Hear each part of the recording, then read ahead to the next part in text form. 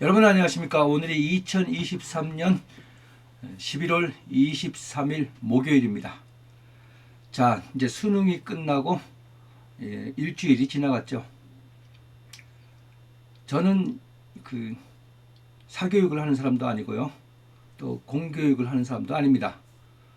그렇지만은 20년 넘게 아이들이 수능을 위해서 죽자 살자 분석해보고 왜 이런 결과가 나올까 이것만 연구한 사람이거든요. 그래서 오늘 제가 드리는 이 말씀을 그건 아니야 하고 이해가 안 가시는 분들도 있을 것입니다. 그렇지만 멤버십에서 하시는 분들은 무릎을 탁 치고 아 그랬구나 이렇게 하는 걸 느낄 거예요. 그래서 제 말씀이 제가 드리는 이 정보가 마땅치 않다 하고 여기시다가 수학에 그 많은 돈을 처바르고 많은 시간을 낭비하고도 1등급이 안 나오는 2등급, 3등급이 되었을 때 꼭 기억하셨다가 제 영상을 다시 한번 봐주시기 바랍니다. 그렇지만 그때는 이미 세월은 지나간 뒤라고 땅을 치고 후회를 해도 되돌릴 수는 없습니다. 자, 수능을 치르기 전에 교육 당국자들이 여러 가지 이번 수능은 이렇게 출제된다 하고 장담을 했죠. 자, 그 중에 이제 국어 같은 경우 이제 비문학 독해가 어쩌고 저쩌고 어려우니까 아이들이 능히 접할 수 있는 지문으로 내겠다 하는 뉘앙스를 많이 풍겼죠.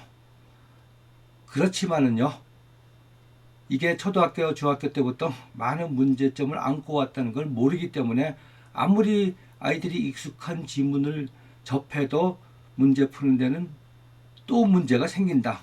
제가 교육부에서 그런 발표를 했을 때 이 영상에서 그런 얘기를 했습니다.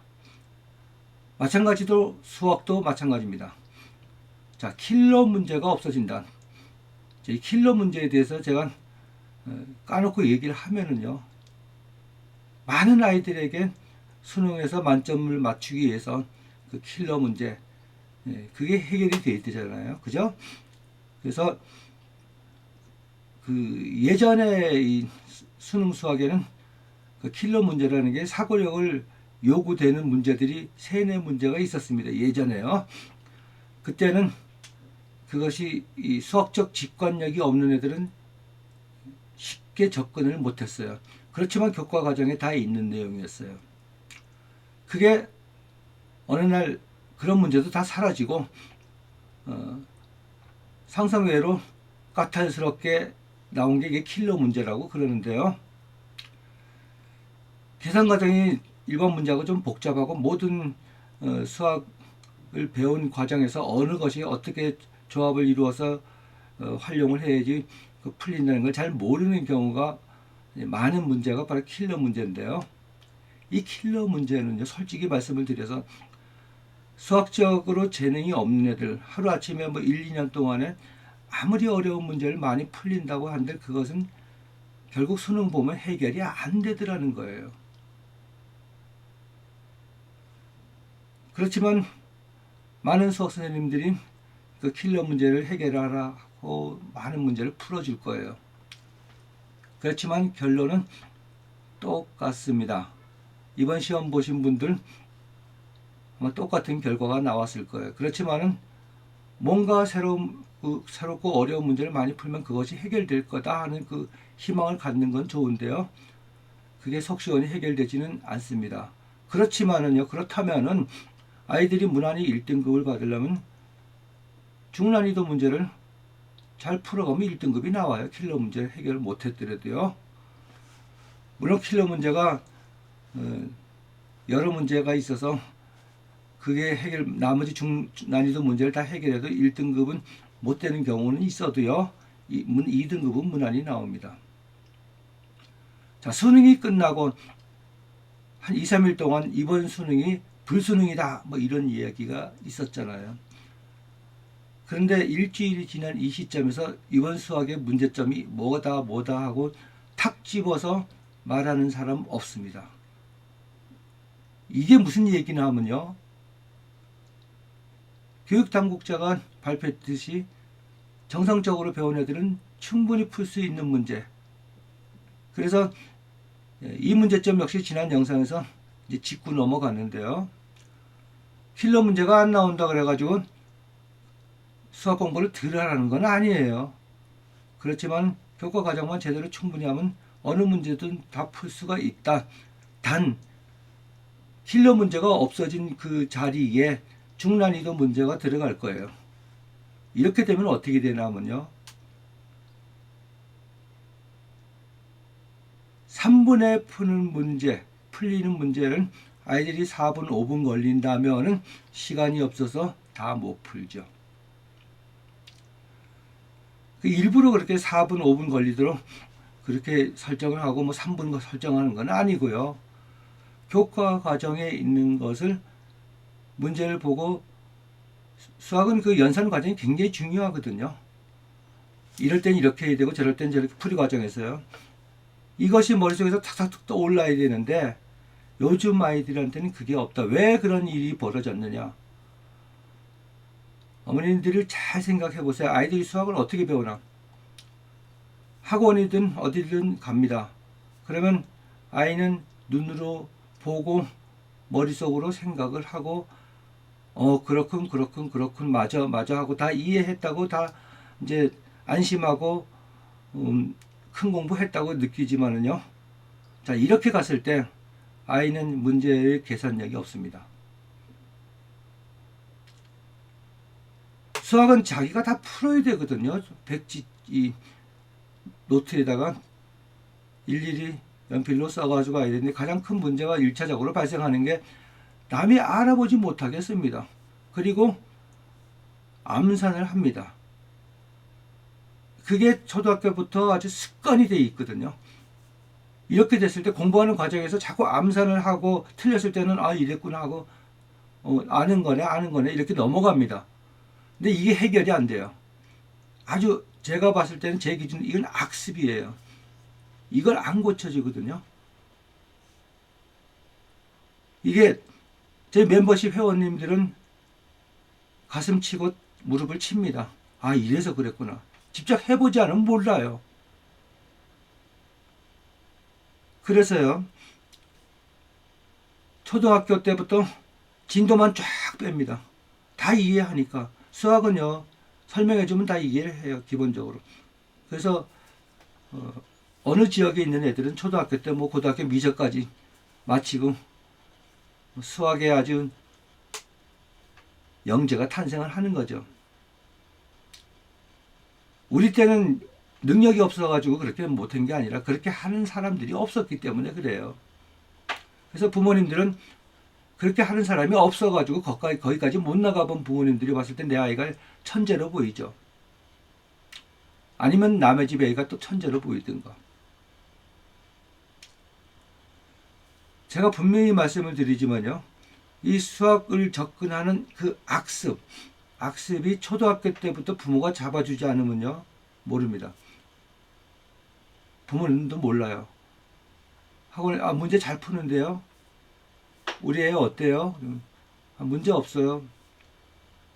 속으로 곱는 걸 모르고 있습니다. 한번 해보세요.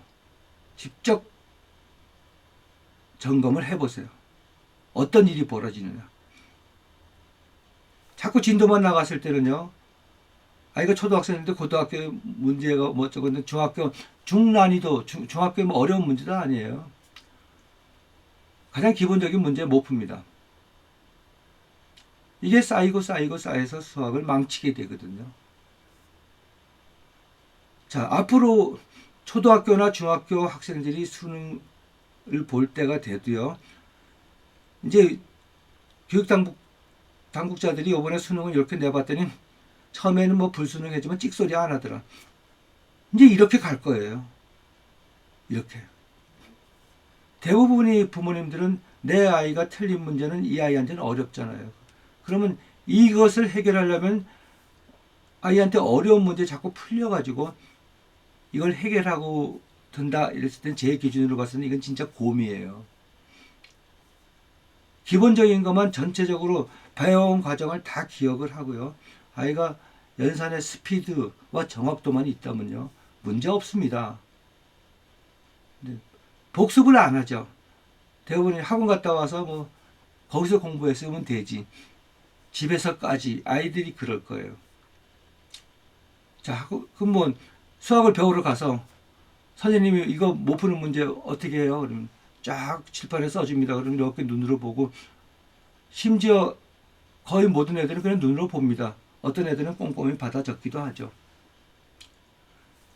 그렇지만은 수학의 풀이 과정은요, 수천만 가지예요. 한 문제당. 그 중에서 가장 모범이 되는 거, 아이 수준에 맞춰서 진행할 수 있는 풀이 과정이 모범 답안이에요. 이제 여기에 맞춰서 이렇게 쫙 해주면 그나마 차라리 나아요. 그렇지만 그렇게 해줬을 때 다른 수학 선생님하고 차별화가 안 되죠. 그럼 어떻게 해요? 새끼들, 이건 여기 봐. 이렇게 하면 답 나오지. 그러면 박수를 치고, 아, 그런 방법이 있었네요.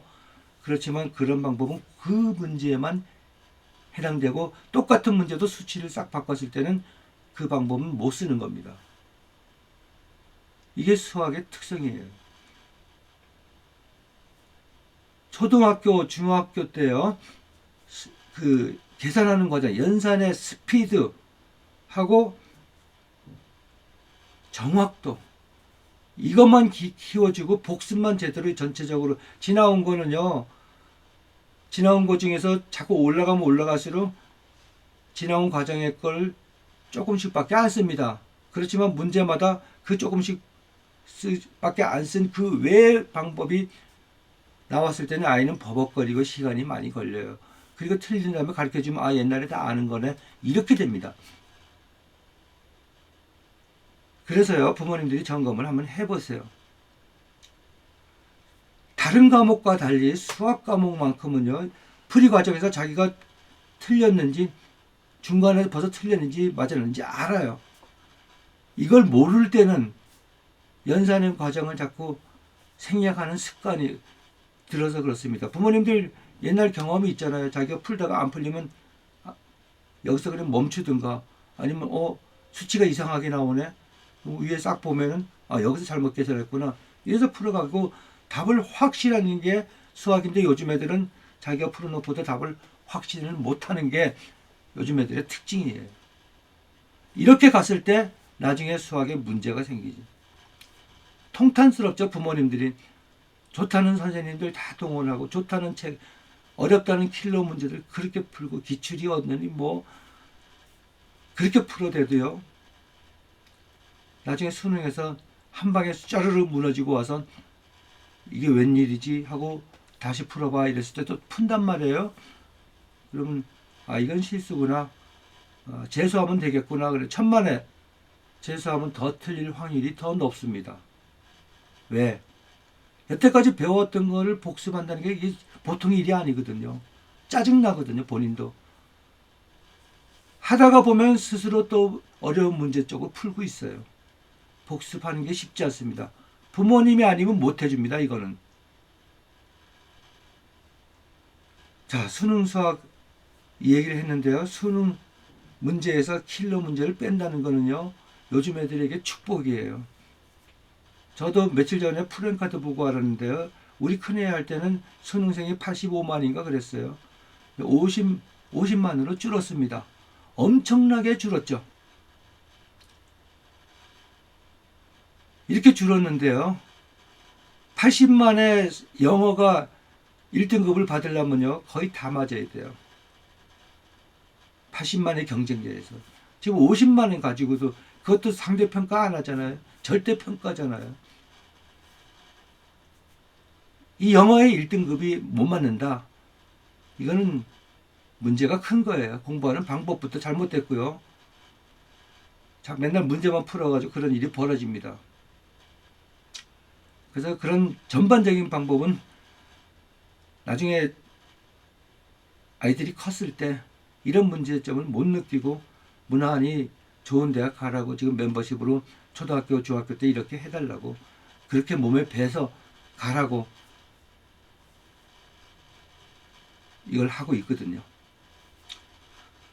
비단 수학 문제뿐만 아니라 전 과목이 그렇습니다. 그런데 유독 수학이 잘 안 되니까 맨날 수학 하죠. 가장 큰 거는 국어에 달려 있다는 것도 모르고요. 자, 수학, 이 수능 수학에서 물론 내신 수학에서는 킬러 문제들이 있을 수가 있습니다. 그래서 그때 고등학교 가서 난이도 있는 문제를 다뤄줄 필요는 있지만요. 수능 수학은 앞으로 계산 과정이 예전에 중난이도를 풀려면 3분 걸렸던 게 4분은 1분은 더 걸린다. 좀 단순하게 5가지 지식으로 푸는 게 아니라 6가지, 7가지 떠올라서 이렇게 좀 까다롭다고 얘기를 하죠. 요즘 그 수능을 불수능 이렇게 하기보다도 자, 까다로워졌다. 자, 이 얘기만 듣고 이제 초등학교 때부터 맨날 까다로운 문제하고 까다로운 문제라는 걸 요런 문제만 탁 잡아서 하기가 무척 어렵습니다. 그냥 뭉뚱그려서 킬러 문제, 어려운 문제를 가지고 맨날 연습했다가는 나중에 크게 후회할 것입니다.